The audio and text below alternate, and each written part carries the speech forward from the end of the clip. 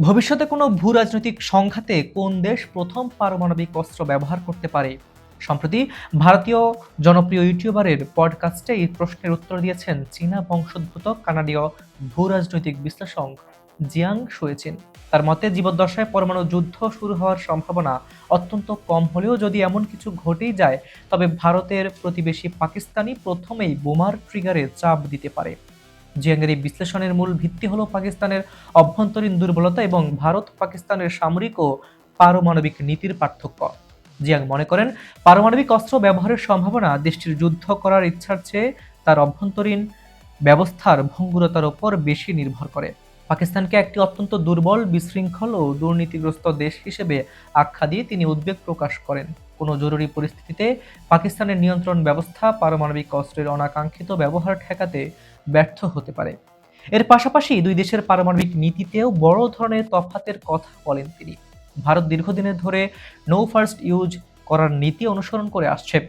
অন্যদিকে পাকিস্তানে আনুষ্ঠানিকভাবে কখনোই এই নীতি গ্রহণ করা হয়নি।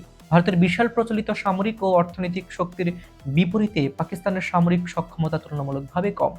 তাই এই সামরিক ঘাটতি মেটাতে পাকিস্তান তাদের পারমাণবিক অস্ত্র ভান্ডারকে প্রতিরোধের প্রধান উপায় হিসেবে দেখে।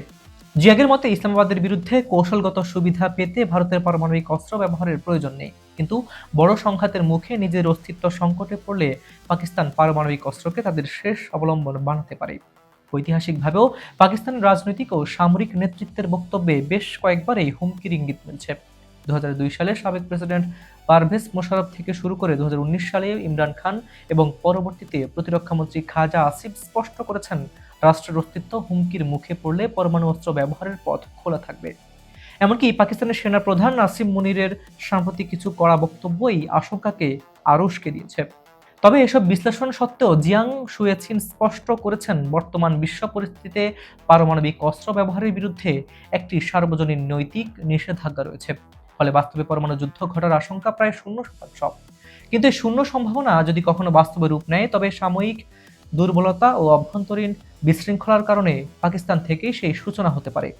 হাবিবুর রহমান নিশান, খবর সংযোগ।